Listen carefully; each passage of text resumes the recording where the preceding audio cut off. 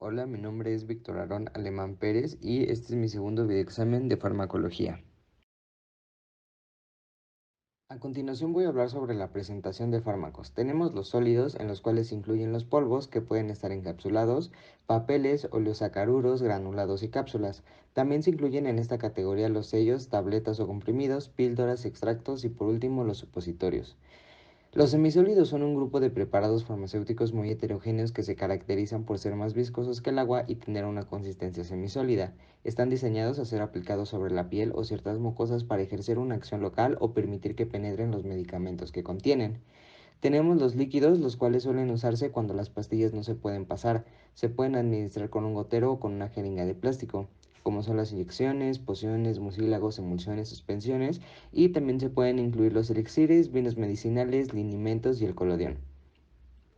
Las cápsulas son formas farmacéuticas sólidas que contienen el principio activo solo o acompañado por excipientes dentro de una cubierta soluble rígida o blanda. Generalmente la gelatina es el componente principal de las paredes de las cápsulas. Los tamaños de estas se designan mediante escala numérica desde el número 5, el más pequeño, al número triple cero, que es el más grande. Tenemos la grajea, la cual es una modificación de los comprimidos. Este consiste en recubrir el comprimido de una capa de azúcar y abrillantarlo e incluso colorearlo. Todas las grajeas constan por lo menos de dos partes, el núcleo y la envoltura. También tenemos los comprimidos, estos contienen uno o más principios activos, generalmente acompañados por excipientes apropiados y se administran por diferentes vías. En la formulación de comprimidos generalmente se emplean como excipientes diluyentes, aglutinantes, desintegrantes y lubricantes. También pueden estar presentes colorantes y saborizantes.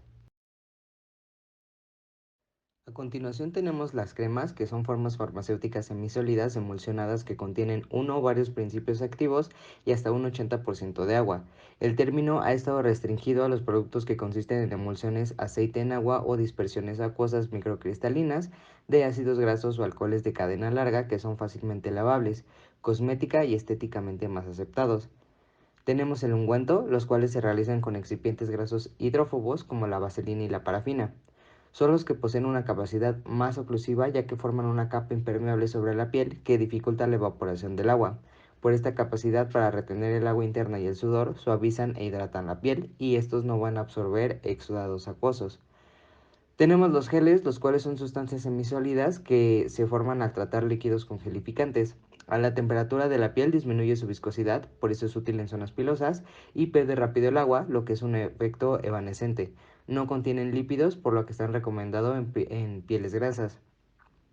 Tenemos los colirios, los cuales consisten en disoluciones o suspensiones estériles de una o varias sustancias químicas en un vehículo acuoso u oleoso, destinadas a su instalación en el ojo u otras localizaciones. Tenemos también los supositorios. Estos son formas farmacéuticas sólidas cuya forma, superficie, volumen y consistencia favorecen su administración por vía rectal, uretral y vaginal. Deben disolverse o fundirse en la cavidad y puede ejercer efectos locales o sistémicos. Tenemos el jarabe, los cuales son preparados líquidos destinados para la administración oral que contienen uno o varios principios activos con o sin aromatizantes, endulzantes o colorantes disueltos en agua o en mezclas de agua y cosolventes. Las soluciones orales pueden formularse para la administración oral directa al paciente o pueden dispensarse en formas más concentradas que debe diluirse antes de la administración. También tenemos la emulsión, la cual es una forma farmacéutica que consiste en un sistema heterogéneo, generalmente constituido por dos líquidos no miscibles entre sí, en el que la fase dispersa está compuesta de pequeños glóbulos distribuidos en el vehículo en el cual son inmiscibles.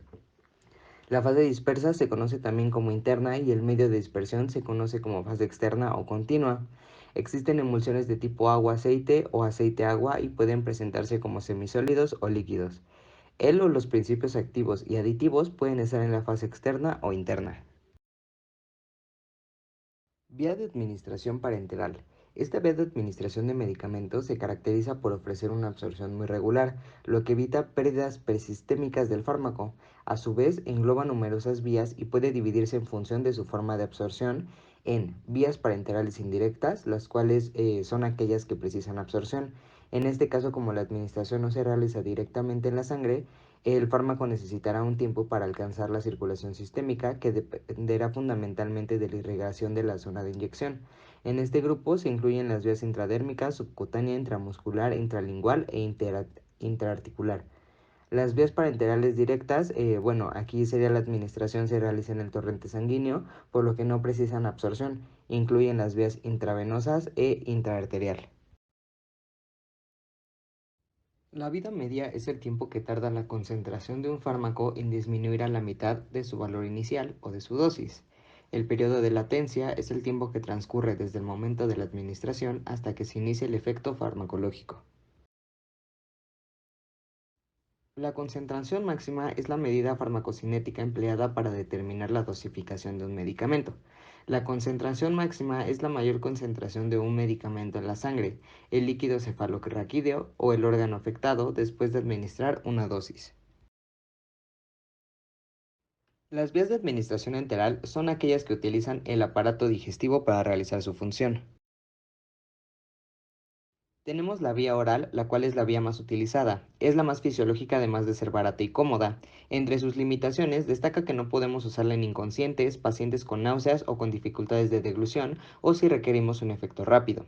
La absorción tiene lugar en el intestino o en la mucosa gástrica, generalmente mediante difusión pasiva y en ocasiones mediante transporte activo.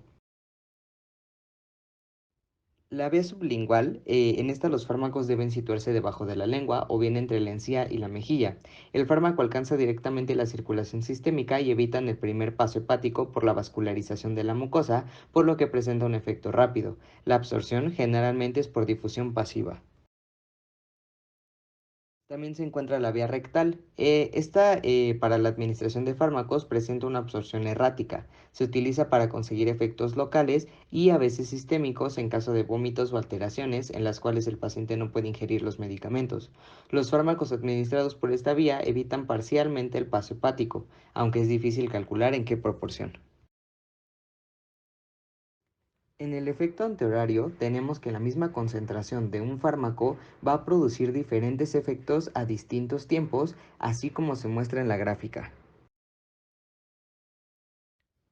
En esta gráfica se muestra un retraso entre el efecto analgésico y la concentración plasmática. Esto es debido a que el efecto se da en un comportamiento periférico. En cuanto a la dosis efectiva 50, tenemos que es la dosis que produce los efectos deseados o terapéuticos en el 50% de los pacientes o de la población. En la dosis umbral es la dosis o nivel de exposición por debajo del cual no se observan los efectos nocivos o perjudiciales de una sustancia en una población. La dosis de mantenimiento es aquella que permite mantener los niveles terapéuticos de un fármaco reponiendo la cantidad de fármaco eliminado en un intervalo posológico. En cuanto a la dosis máxima, esta va a ser la dosis más alta de un medicamento o tratamiento que no causa efectos secundarios inaceptables. La dosis máxima tolerada se determina en ensayos clínicos por medio de pruebas en las que aumentan la dosis para diferentes grupos de personas hasta que se encuentra la dosis más alta con efectos secundarios aceptables. La dosis tóxica 50 es la dosis del fármaco con la cual el 50% de los sujetos presentan efectos tóxicos. En la dosis letal 50 tenemos que este indicará que es la dosis que provocará la muerte del 50% de los individuos de una población. ¿Qué es la farmacovigilancia? Esta se encarga del monitoreo de la seguridad de los medicamentos desde su desarrollo y durante todo su ciclo de vida. Realiza actividades para la detección, valoración, comprensión y prevención de los eventos adversos que pudieran presentarse con el uso de los medicamentos. La Comisión Federal para la Protección contra Riesgos Sanitarios, COFEPRIS, es un órgano desconcentrado de la Secretaría de Salud, con autonomía técnica, administrativa y operativa, creada en 2001 para encargarse del control y regulación sanitaria del país. ¿Qué es un evento adverso? Este es un problema médico inesperado que sucede durante el tratamiento con un medicamento u otra terapia. Los eventos adversos son leves, moderados o graves y es posible que tengan otras causas diferentes al medicamento o a la terapia que se administran. Reacción adversa. Esta es toda aquella respuesta nociva, no deseada y no intencionada que se produce tras la administración de un fármaco, a dosis utilizadas habitualmente en la especie humana para prevenir, diagnosticar o tratar una enfermedad y las derivadas de la dependencia, abuso y uso. Falta de eficacia. Esta es la ausencia de respuesta terapéutica que podría estar relacionado causalmente bien a una dosis prescrita baja, al no cumplimiento de las condiciones de prescripción, a la reducción de la dosis del fármaco, a la interrupción, interacción o supervisión inadecuada de la terapéutica. Una alerta sanitaria es un comunicado de riesgo que se refiere a que un producto, competencia de la COFEPRIS, que es procesado, comercializado, distribuido, acondicionado o elaborado en México o en otros países, que por su uso o consumo representa un riesgo para la salud del consumidor mexicano, que puede traer trascendencia social y frente a la cual hay que tomar medidas en salud pública de manera urgente y eficaz. Como ejemplo de una alerta sanitaria, tenemos que la COFEPRIS alerta sobre la falsificación y aplicación ilegal de la vacuna apócrifa contra COVID-19 Pfizer-BioNTech. Se alerta a la población sobre el peligro que representa para la salud de esta vacuna por ser de dudosa procedencia. Se recibió información de la Subsecretaría de Regulación y Fomento Sanitario de la Secretaría de Salud de Nuevo León, donde llevaron a cabo las acciones de protección contra riesgos sanitarios en el establecimiento denominado Spine Clinic, ubicado en Ramón López Velarde 130. Esto debido a la comercialización y aplicación ilegal de la vacuna Pfizer-BioNTech contra el virus de SARS-CoV-2. En México, la aplicación de la vacuna preventiva contra COVID-19 es gratuita y solo se aplica de acuerdo con la Política Nacional de Vacunación contra el virus SARS-CoV-2 establecida en la Secretaría de Salud. En este sentido, la COFEPRIS recomienda lo siguiente: cualquier vacuna contra COVID-19 que esté a la venta a través de páginas de internet, redes sociales, vía telefónica, farmacias, hospitales y punto de venta, constituye un fraude y un riesgo para la salud por ser de dudosa procedencia. En caso de que le ofrezcan la venta de la vacuna de la empresa Pfizer, no deberá adquirirla, ya que en México por el momento no está autorizada su venta al sector privado. Este ejemplo de esta alerta sanitaria tiene una fecha del 17 de febrero del 2021. En cuanto a la clasificación de reacciones adversas, tenemos el tipo A, las cuales son resultado de un aumento en la acción farmacológica del medicamento cuando se administra a la dosis terapéutica habitual. Normalmente son reacciones dosis dependientes. Los ejemplos incluyen presión arterial baja con antidepresivos. El tipo B son reacciones que no se esperan de las conocidas acciones farmacológicas del fármaco. Por ejemplo, anafilaxia con penicilina o erupciones cutáneas con antibióticos. El tipo C son aquellas que se producen como consecuencia de la administración de tratamientos largos y continuos. Son conocidas y predecibles y se producen por mecanismos adaptativos celulares. El tipo D son aquellas RAM que aparecen tiempo después de haber suspendido la medicación. Pueden ser días, meses o incluso años en los pacientes, incluso en sus hijos. Algunas de ellas son carcinogénesis por inmunosupresores como la cetoprina y teratogénesis por antineoplásicos como la talidomida y tetraciclinas. El tipo E corresponden a aquellas RAM que aparecen tras la suspensión brusca de medicamento.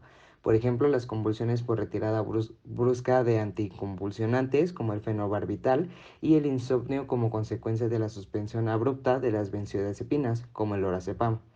El tipo F, que es el fallo terapéutico, es en el que no se deben al propio principio activo, sino a otras sustancias químicas como excipientes, impurezas y contaminantes que pueden estar presentes en el medicamento.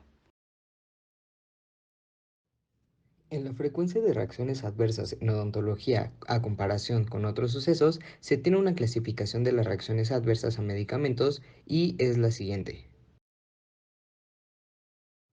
Reacciones tipo A son frecuentes. Estos son efectos predecibles en base a las propiedades farmacológicas de un medicamento administrado a la dosis habitual. Tenemos las reacciones tipo B, raras. Estos son efectos impredecibles en base a las propiedades farmacológicas de un medicamento administrado a la dosis habitual. Reacciones tipo C, crónicas. Estas son las ramas asociadas a tratamientos prolongados. Las reacciones tipo D, retardadas. Estas se refieren a los efectos adversos retardados como la carcinogénesis o la teratogénesis. La sinergia describe la interacción de dos o más medicamentos cuando sus efectos combinados son mayores que la suma de los efectos que se observan cuando se administra cada medicamento por separado. En la potenciación tenemos que es la característica del medicamento cuando a menor dosis, es decir, menor ocupación de receptores, produce una mayor acción farmacológica. Un medicamento es potente cuando tiene una gran actividad biológica por unidad de peso.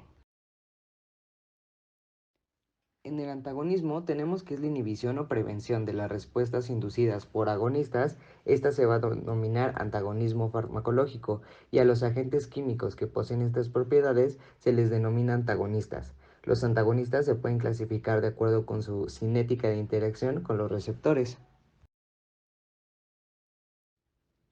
En estas reacciones adversas tenemos que se tiene un 15.1%, de los cuales el 6.3% son graves. Tenemos la amoxicilina en un 5.1%, el trimazol en un 3.3%, ampicilina en 2.2%, la cefalosporina en 2.1%, la penicilina G en 1.8%, la eritromicina en un 2%. El 7.89% de la población declara tener una alergia, pero no está comprobado. Muchos pueden ser intolerancia o un cuadro de alguna otra enfermedad. Los fármacos son muy pequeños para provocar una respuesta inmune, de modo que para ser inmunogénicos se piensa que actúan eh, como proteínas. La sensibilización de los linfocitos T sucede cuando tales complejo farmacoproteínas son llevados por células presentadoras de antígeno y transportados al tejido de drenaje linfoide local, donde pues son procesadas. La polifarmacia es el consumo de más de tres fármacos simultáneamente. Constituye una de las situaciones más frecuentes con implicaciones relacionadas con la morbimortalidad en el adulto mayor, provocado por cambios fisiológicos que afectan la distribución de medicamentos, como alteraciones en la motilidad intestinal, aumento del pH, disminución del flujo esplácnico y del transporte activo intestinal de sustancias como hierro o vitamina B12, cambios en la distribución por disminución de agua corporal total, reducción de la masa magra corporal y de las proteínas totales que afecta el transporte ligado a ellas.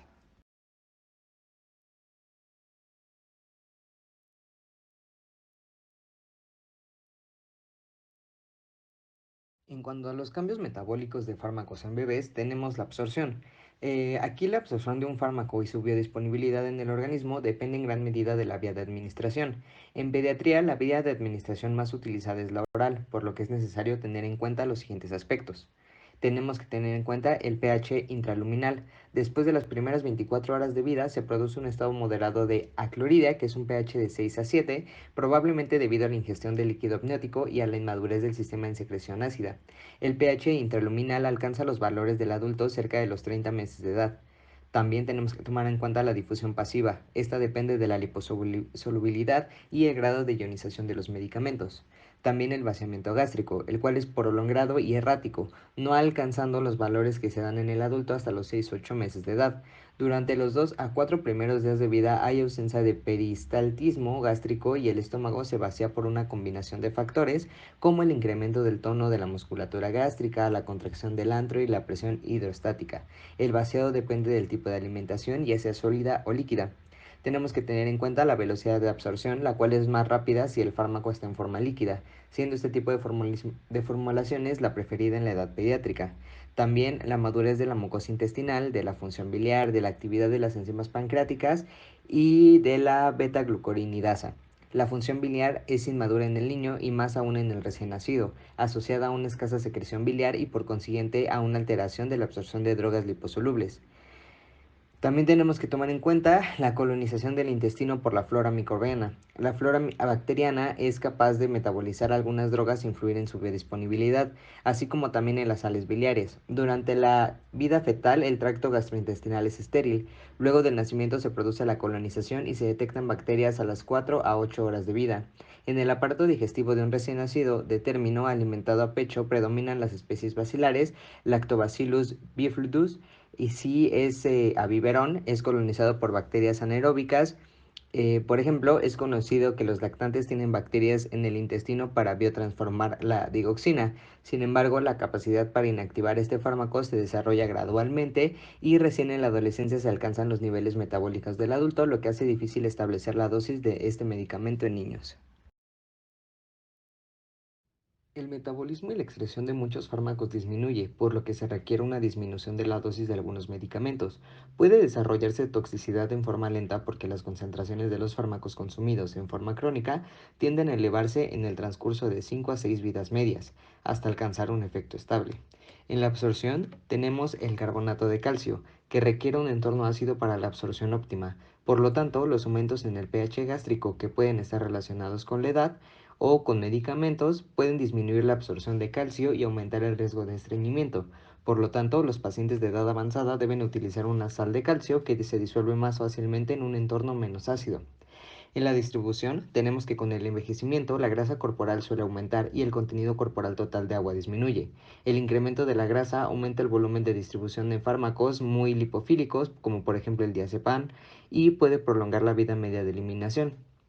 En la eliminación renal es uno de los cambios farmacocinéticos más importantes asociados con el envejecimiento, ya que es la disminución de la eliminación renal de los medicamentos. Después de los 40 años, la depuración de creatinina disminuye un promedio de 8 mililitros por minuto. No obstante, la reducción asociada con la edad varía significativamente de una persona a otra. Clasificación de riesgo en uso de fármacos durante el embarazo. Tenemos el tipo A, en el cual no hay riesgo para el feto en el primer trimestre del embarazo ni pruebas de riesgo en los otros dos. El tipo B, no hay riesgo para el feto, aún no existen estudios adecuados en embarazadas. En el tipo C existen efectos secundarios en fetos de animales. No hay estudios apropiados en humanos, por lo que se desconocen los riesgos. Aquí la medicación solo es válida cuando el problema de salud lo requiere. Tenemos el tipo D, en el cual hay pruebas que verifican riesgo para el feto. Pueden utilizarse solo para problemas de salud específicos.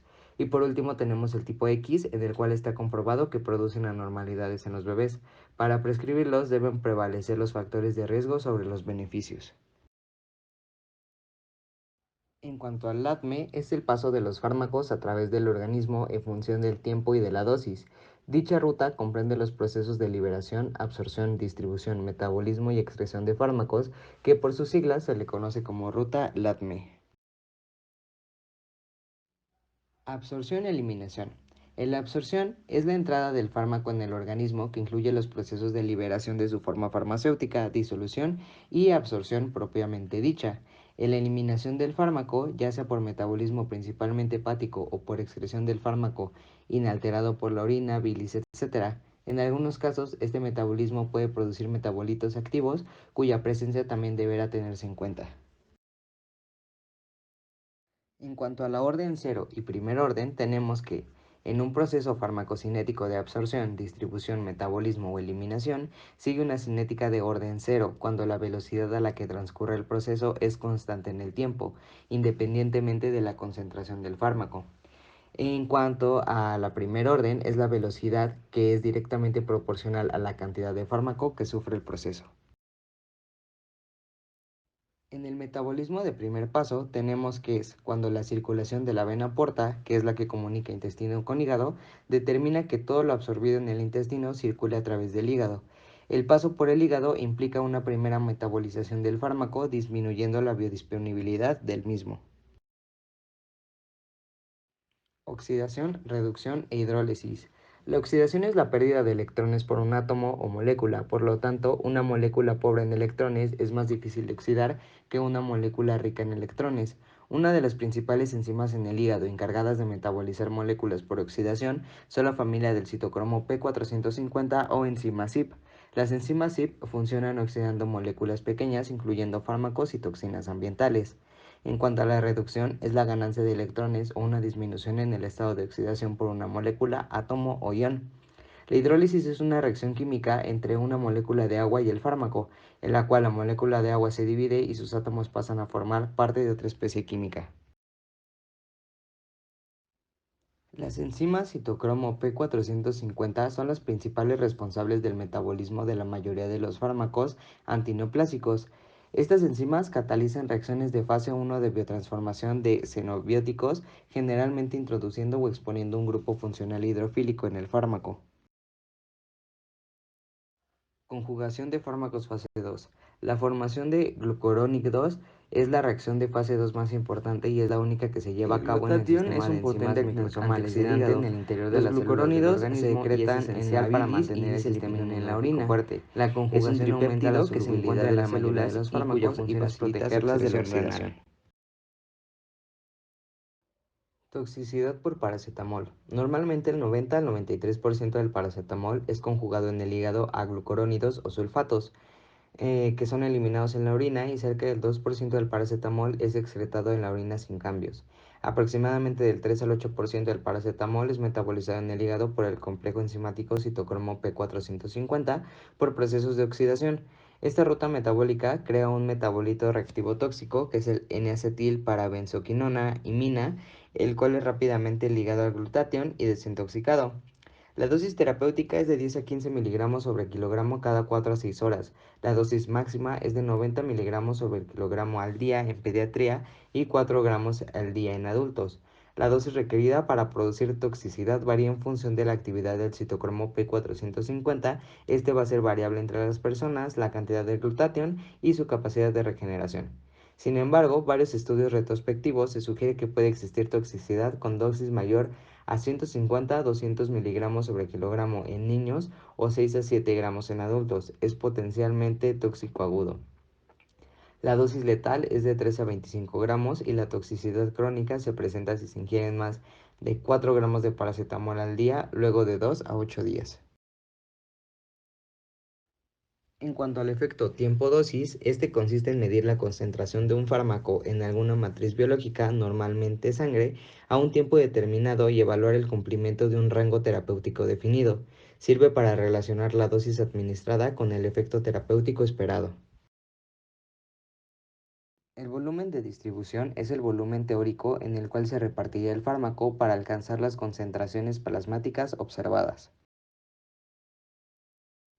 Modelo monocompartimental, bicompartimental y tricompartimental. Bueno, el modelo monocompartimental es en el cual el fármaco se distribuye de forma rápida y uniforme por todo el organismo, como si éste estuviera formado por un único comportamiento. El modelo bicompartimental es en el que los fármacos que se administran por vía intravenosa difunden con rapidez al comportamiento central y con más lentitud al comportamiento periférico. El modelo tricompartimental es en el cual los fármacos se unen a determinados tejidos y son liberados lentamente. Contamos con 5 compartimentos principales: el plasma sanguíneo, el cual es un 5% de la masa corporal; el líquido intersticial, el cual es un 16% de la masa corporal, el cual va a rodear a las células o a la linfa; el tejido adiposo, que es un 20% de masa corporal, el cual es apolar e hidrofóbico; el fluido intracelular, el cual es un 35% de masa corporal y bueno, está en el citosol celular; el fluido transcelular, que es el 2% de masa corporal, y este es un fluido especial como en fluido ocular, cerebro, líquido sinovial. Ionización de los fármacos por pH y pKa. La cantidad de sustancia no ionizada es función de la constante de disociación, pKa, del tóxico y del pH del medio. La relación entre el pH y pK viene dada por la ecuación de Henderson-Hasselbalch, que es distinta para los ácidos o bases. Las formas no ionizadas son más liposolubles y por tanto son capaces de atravesar la membrana biológica. Lo contrario ocurre con las formas ionizadas, que son hidrosolubles. La proporción forma ionizada-forma no ionizada se puede manejar terapéuticamente, controlando así la absorción de algunos tóxicos. De aquí se pueden sacar algunas conclusiones prácticas, por ejemplo, que los ácidos débiles están poco disociados en el medio ácido, como el estómago, y se absorben con facilidad, al predominar las formas no ionizadas, que son liposolubles, y bueno, desde el punto de vista terapéutico, estas intoxicaciones se benefician de una alcalinización gástrica. Todo lo contrario sucede con las bases débiles. El pKa describe el nivel de ionización y refleja la aceptación o donación de protones frente a un valor concreto de pH. El pKa del paracetamol es de 9.38. Este se metaboliza principalmente en el hígado siguiendo dos rutas hepáticas principales: conjugación con ácido glucurónico y conjugación con ácido sulfúrico. Esta última ruta se puede saturar rápidamente a posologías que exceden las dosis terapéuticas. Una pequeña fracción, que es menor del 4%, se metaboliza por el citocromo P450, produciendo un intermedio reactivo que es el N-acetilbenzoquinonimina, que en condiciones normales de uso se detoxifica rápidamente por el glutatión reducido y se elimina en la orina después de la conjugación con cisteína y con ácido mercaptúrico. Sin embargo, durante sobredosis masivas aumenta la cantidad de este metabolito tóxico. El pK de la aspirina es de 3.5 y bueno, en el ambiente de acidez estomacal, su equilibrio ácido-base se desplaza hacia su forma no ionizada. Por sus características eléctricas, puede atravesar pasivamente la membrana celular lipídica en la mucosa gastrointestinal, alcanzar el nivel intracelular y pasar a la circulación sistémica. Conforme aumenta el pH en el intestino delgado, este salicilato se encontrará más ionizado. No obstante, el medio más alcalino favorece la solubilidad y por tanto la disolución de tabletas. La albúmina es una proteína producida por el hígado. La albúmina ayuda a mantener el líquido dentro del torrente sanguíneo sin que se filtre a otros tejidos. También transporta varias sustancias por el cuerpo, por ejemplo hormonas, vitaminas y enzimas. Los niveles de albúmina bajos podrían indicar un problema del hígado o los riñones. En el aclaramiento del fármaco es el volumen de plasma que queda libre de fármaco por unidad de tiempo, es decir, la cantidad de sangre limpiada por unidad de tiempo. Viene dado en mililitros por minuto o mililitros por hora. Filtración, reabsorción, secreción y excreción. En la filtración tenemos que algunas sustancias son transferidas desde la sangre hasta las nefronas. En la secreción es cuando el líquido filtrado se mueve a través de la nefrona, gana materiales adicionales como desechos y sustancias en exceso. En la reabsorción, algunas sustancias útiles son devueltas a la sangre para su reutilización y en la excreción es el proceso a través del cual se eliminan del organismo las sustancias de desecho que producen las células de nuestro cuerpo. La nefropatía por IgA, también conocida como enfermedad de Berger, es una enfermedad que causa daño a los glomérulos que están dentro de los riñones. Las proteínas tienen muchas funciones diferentes en su cuerpo. La IgA es una proteína que ayuda a combatir las infecciones. En las personas con nefropatía por IgA, estas proteínas se acumulan y forman grumos dentro de los glomérulos. Estos grumos de proteínas dañan estos glomérulos y este daño puede causar enfermedad renal crónica y puede conducir al fallo renal. La albuminuria es un signo de enfermedad renal y significa que el paciente tiene exceso de albúmina en la orina. La albúmina es una proteína que se encuentra en la sangre.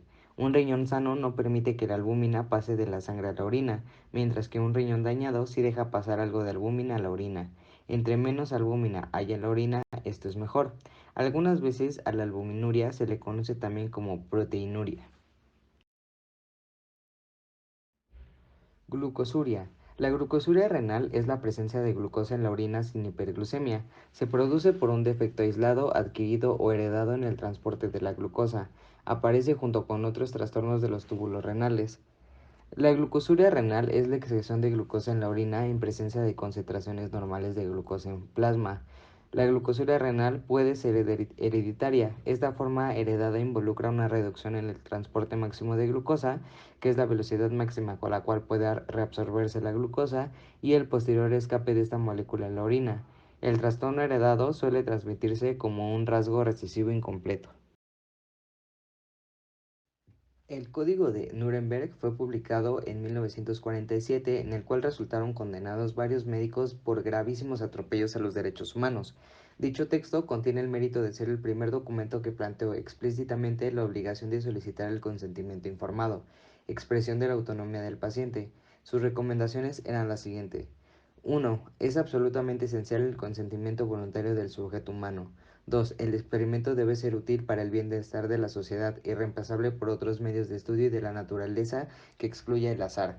3. Basados en los resultados de la experimentación animal y del conocimiento de la historia natural de la enfermedad o de otros problemas en estudio, el experimento debe ser diseñado de tal manera que los resultados esperados justifiquen su desarrollo. 4. El experimento debe ser ejecutado de tal manera que evite todo sufrimiento físico, mental y daño innecesario. 5. Ningún experimento debe ser ejecutado cuando existan razones a priori para creer que puede ocurrir la muerte o un daño grave, excepto quizás en aquellos experimentos en los cuales los médicos experimentados sirven como sujetos de investigación. 6. El grado de riesgo a tomar nunca debe exceder el nivel determinado por la importancia humanitaria del problema que pueda ser resuelto por el experimento. 7. Deben hacerse preparaciones cuidadosas y establecer adecuadas condiciones para proteger al sujeto experimental contra cualquier remota posibilidad de daño, incapacidad y muerte. 8. Del experimento debe ser conducido solamente por personas científicamente calificadas. Debe requerirse el más alto grado de destreza y cuidado a través de todas las etapas del experimento a todos aquellos que ejecutan o colaboran en dicho experimento. 9. Durante el curso del experimento, el sujeto humano debe tener libertad para poner fin al experimento si ha alcanzado el estado físico y mental en el cual parece a él imposible continuarlo. La Declaración de Helsinki es un documento que autorregula a la comunidad médica en lo relativo a la investigación y es la base de muchos documentos subsecuentes. El principio básico es el respeto por el individuo, su derecho a la autodeterminación y derecho a tomar decisiones una vez que se le ha informado claramente los pros y contras, riesgos y beneficios de su participación o no en un estudio de investigación médica. Para que el sujeto participe en un estudio debe obtenerse un consentimiento informado, el cual es un documento donde el sujeto acepta participar una vez que le han explicado todos los riesgos y beneficios de la investigación, en forma libre, sin presiones de ninguna índole y con el conocimiento que puede retirarse de la investigación, así lo decida. La Declaración de Ginebra es un texto histórico que reconoce y afirma, por primera vez, la existencia de derechos específicos para los niños, pero sobre todo la responsabilidad de los adultos hacia ellos. Para introducir una sustancia de origen natural o sintético en la práctica habitual con fines terapéuticos, se debe demostrar actividad molecular. Esta demostración dura de 10 a 15 años y vaya, la investigación tiene una fase preclínica y clínica. En la fase preclínica se ensaya exhaustivamente el compuesto seleccionado en el laboratorio para evaluar la seguridad de su administración en humanos y su actividad biológica. Concretamente, lo que se pretende es averiguar cómo se distribuye o elimina el medicamento del organismo y conocer sus efectos a distintas dosis en diferentes órganos y sistemas, entre otros objetivos. La fase preclínica incluye ensayos en organismos vivos, in vivo y en células o tejidos in vitro, la formulación del medicamento para uso en pruebas clínicas y estudios sobre farmacología y toxicología, cuyos resultados tienen que ser entregados a las agencias reguladoras correspondientes, que serán las que autoricen la puesta en marcha de los ensayos clínicos en humanos. La fase clínica, en esta fase es necesaria para saber cómo actúa el medicamento a las personas y para averiguar si se trata de un medicamento adecuado y eficaz en el tratamiento de la enfermedad con un perfil de seguridad adecuado. Caso de Tuskegee. Fue un estudio clínico llevado a cabo entre 1932 y 1932 en Tuskegee, Alabama, por los Servicios Públicos de Salud americanos. Entonces, 400 aparceros afroamericanos, en su mayoría analfabetos, fueron estudiados para observar la progresión natural de la sífilis si no era tratada y se podía llegar hasta el grado de muerte de los aparceros. En 1932, cuando empezó el estudio, los tratamientos para la sífilis eran muy tóxicos, peligrosos y de efectividad cuestionable. Parte de la intención del estudio era determinar si los beneficios del tratamiento compensaban su toxicidad y reconocer las diferentes etapas de la enfermedad para desarrollar tratamientos adecuados a cada una de ellas. Los doctores reclutaron a 399 hombres negros, supuestamente infectados con sífilis, para estudiar el progreso de la enfermedad durante los 40 años siguientes. Un grupo de control de 201 hombres sanos también fue estudiado para establecer comparaciones. En 1947, la penicilina se había convertido en el tratamiento de elección para la sífilis. Antes de este descubrimiento, la sífilis frecuentemente conducía a una enfermedad crónica, dolorosa y con fallo multiorgánico. En vez de tratar a los sujetos del estudio con penicilina y concluirlo o establecer un grupo control para estudiar el fármaco, los científicos del experimento ocultaron información sobre la penicilina para continuar estudiando cómo la enfermedad se diseminaba y acababa provocando la muerte. También se advirtió a los sujetos para que evitaran el tratamiento con penicilina, que ya estaba siendo utilizada con otros enfermos del lugar. El estudio continuó hasta 1972, cuando una filtración a la prensa causó su fin. Para entonces, de los 399 participantes, 28 habían muerto de sífilis y otros 100 de complicaciones médicas relacionadas. Además, 40 mujeres de los sujetos resultaron infectadas y 19 niños contrajeron la enfermedad al nacer. Incidente Cutter. La polio es una enfermedad viral que ataca principalmente a niños menores de 5 años y que afecta el sistema nervioso y puede causar parálisis. hasta que en 1953 el científico estadounidense Jonas Salk logró crear a partir de cepas inactivas del virus causante de la infección el poliovirus. Las cepas quedaban inactivas mediante la aplicación de formaldehído en cultivos de los virus desarrollados de células renales de mono. En 1954 se realizó un gran ensayo clínico de la vacuna de Salk, en el que participaron alrededor de 1,8 millones de niños en Estados Unidos, Canadá y Finlandia. Fue la prueba clínica más grande de un medicamento vacuna en la historia médica, según la Administración de Alimentos y Medicamentos FDA de Estados Unidos. Los resultados fueron positivos y las autoridades estadounidenses anunciaron en abril de 1955 que la vacuna había mostrado una efectividad entre 80 y 90%. La farmacéutica lanzó 380.000 dosis del producto al mercado, pero unos lotes habían salido defectuosos, ya que accidentalmente contenían cepas activas del virus. Como resultado, se confirmaron más de 250 casos de polio, con o sin parálisis, vinculados a la vacuna y a contagios comunitarios a partir de los niños vacunados, según la FDA. Pero este número no incluía al resto de personas que reportaron otros síntomas de la infección. De acuerdo con el Dr. Paul, autor del libro El incidente Cutter, cómo la primera vacuna contra la polio llevó a la creciente crisis de vacunas, unos 40.000 niños vacunados presentaron dolores de cabeza, rigidez en el cuello, debilidad muscular y fiebre, que son síntomas de la polio. Unos 164 menores quedaron paralíticos y 10 murieron. La talidomida fue sintetizada en 1953 en los laboratorios de Alemania. Sus propiedades sedantes e hipnóticas convirtieron tempranamente este fármaco en una buena alternativa a los barbitúricos. 4 años más tarde, en 1957, se autorizó su venta para el tratamiento sintomático de las náuseas y los vómitos durante el embarazo en Alemania, Canadá e Inglaterra. Inmediatamente después exportó con más de 80 nombres comerciales a 50 países, con excepción de Francia y Estados Unidos, donde no se autorizó con esta indicación por la detección de neuropatía periférica como efecto indeseable. En 1956 se documentó el primer caso aislado de focomelia tras la exposición a talidomida y en los 5 años posteriores se registraron en todo el mundo aproximadamente 3.000 dismelias, malformaciones congénitas extremadamente infrecuentes en los nervios, tales como amelia, que es la ausencia de todo el miembro, la focomelia, que es la pérdida o acortamiento grave de los elementos proximales, y ausencia del pulgar o los dedos, entre otros. Sin embargo, no fue hasta principios de la década de los años 60 cuando paralelamente McBride, un obstetra australiano, y Lenz, un pediatra y genetista alemán, descubrieron y denunciaron las anomalías congénitas detectadas en 2 series de recién nacidos cuyas madres habían sido tratadas con talidomida durante el embarazo.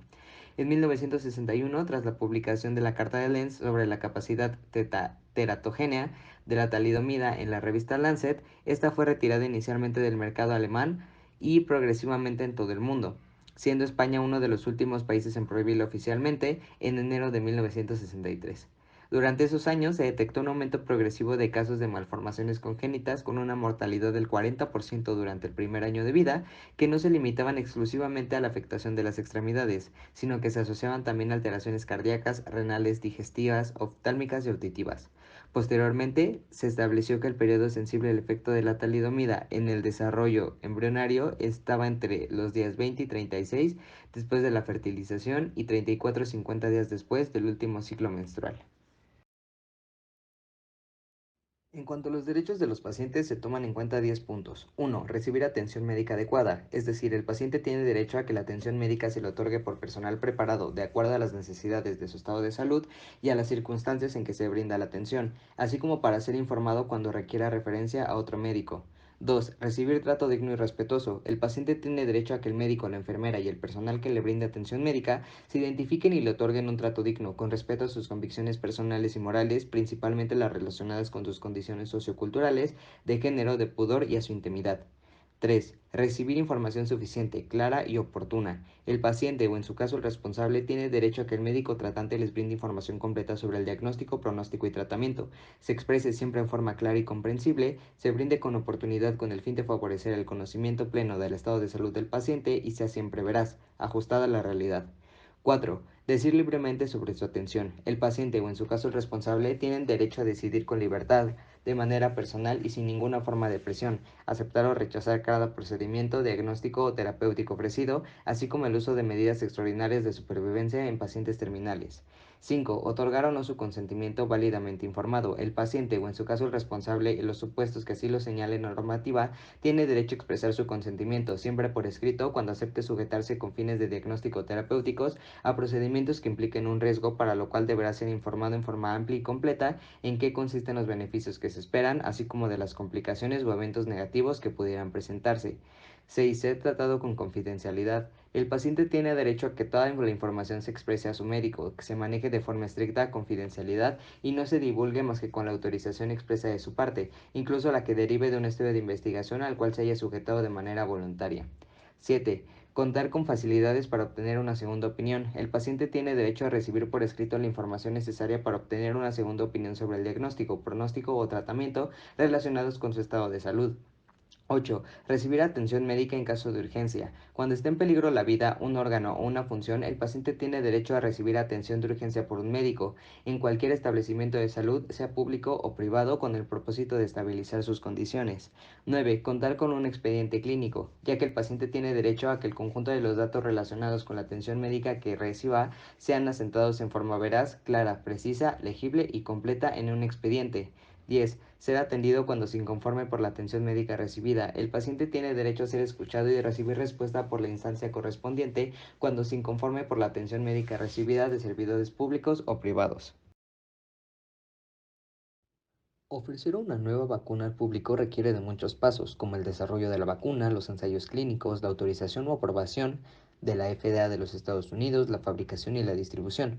Muchas y diversas organizaciones públicas y compañías privadas trabajaron en forma conjunta para poner a disposición del público las vacunas contra el COVID-19. Si bien el proceso de desarrollo de las vacunas contra el COVID-19 fue rápido, se han tomado todas las medidas necesarias para garantizar su seguridad y efectividad. Desarrollo inicial. Las vacunas nuevas primero se desarrollan en laboratorios. Los científicos han estado trabajando durante muchos años para desarrollar vacunas contra diversos coronavirus, como los que provocan el síndrome respiratorio agudo grave, el SARS, y el síndrome respiratorio de Oriente Medio, MERS. El SARS-CoV-2, el virus que causa el COVID-19, está relacionado con estos otros coronavirus. Los conocimientos adquiridos gracias a las investigaciones previas sobre las vacunas contra otros coronavirus aceleraron el desarrollo inicial de las actuales vacunas contra el COVID-19. Ensayos clínicos. Después del desarrollo inicial, las vacunas pasan por 3 fases de ensayos clínicos para garantizar su efectividad y seguridad. En el caso de otras vacunas que suelen utilizarse en los Estados Unidos, las 3 fases de los ensayos clínicos se realizan una por vez. Durante el proceso de desarrollo de las vacunas contra el COVID-19, estas fases se superpusieron para acelerar el proceso de tal manera que las vacunas pudieran utilizarse lo antes posible para controlar la pandemia. No se omitió ninguna de la fase de los ensayos. En los ensayos clínicos de las vacunas contra el COVID-19 han participado decenas de miles de voluntarios de diferentes edades, razas y grupos étnicos.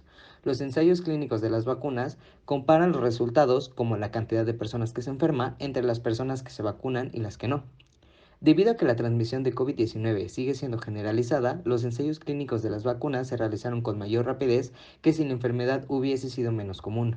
Los resultados de estos ensayos han demostrado que las vacunas contra el COVID-19 son efectivas, especialmente para prevenir enfermedades graves, hospitalizaciones y muertes. Los ensayos clínicos no mostraron problemas graves de seguridad dentro de las 8 semanas posteriores a la vacunación. Este es un importante indicador del desarrollo, ya que es poco común que los efectos adversos causados por las vacunas aparezcan después de este lapso de tiempo. Ahora que las vacunas contra el COVID-19 están disponibles al público, los CDC y la FDA continúan monitoreando su seguridad y alertan al público acerca de los problemas de salud notificados luego de la vacunación. Autorización o aprobación. Antes de que las vacunas se pongan a disposición de las personas en entornos reales, la FDA evalúa los resultados de los ensayos clínicos. Inicialmente determinaron que 3 vacunas contra el COVID-19 cumplían con los estándares de seguridad y efectividad de la FDA, y esas vacunas recibieron las correspondientes autorizaciones de uso de emergencias. Las EUA autorizaron que las vacunas se distribuyan rápidamente para su uso mientras se mantenían los mismos estándares elevados de seguridad que se exigen para todas las vacunas. La FDA acaba de conceder plena aprobación a la vacuna contra el COVID-19 de Pfizer para personas de 16 años de edad o más. Antes de otorgar su aprobación, la FDA revisó la evidencia desarrollada a partir de los datos y la información enviados para respaldar a la EUA. Esta evidencia incluyó datos e información preclínicos y de ensayos clínicos, además de detalles sobre el proceso de fabricación, los resultados de las pruebas de la vacuna para garantizar su calidad e inspecciones de los lugares donde se fabrica la vacuna. Se determinó que esta vacuna cumple con los elevados estándares de seguridad, efectividad y calidad de fabricación que la FDA exige para aprobar un producto. Fabricación y distribución. El gobierno de los Estados Unidos ha invertido una gran cantidad de recursos para la fabricación y distribución de las vacunas. Por último, contra el tenemos el COVID-19. seguimiento de seguridad. Esto permitió que el proceso de fabricación comenzara cuando las vacunas todavía se estaban en la distribuyen tercera fuera de fase los ensayos clínicos, varios de sistemas tal de manera que monitoreo la siguen distribución haciéndoles pudiera el seguimiento comenzar apenas la correspondiente FDA para garantizar garantizar cada cada vacuna. vacuna. Cientos de millones de personas en los Estados Unidos se vacunaron contra el COVID-19 bajo el monitoreo de seguridad más exigente en la historia de los Estados Unidos. Algunas personas no sufren efectos secundarios. Muchas personas han notificado efectos secundarios luego de vacunarse contra el COVID-19, como dolor o inflamación en la zona donde se aplicó la inyección, dolor de cabeza, escalofríos o fiebre. Estas reacciones son frecuentes y son signos normales de que su organismo está generando protección. Los informes de reacciones adversas graves después de la vacunación son poco frecuentes. Los CDC y la FDA siguen monitoreando de cerca varios sistemas de notificación, como el sistema de notificación de reacciones adversas a las vacunas, el proyecto BSD y BSafe, que ayudan a detectar cualquier problema de seguridad ahora que las vacunas se administran a los pacientes en entornos reales de todo el país. Los CDC brindan actualizaciones oportunas sobre ciertas reacciones adversas notificadas luego de la vacunación contra el COVID-19.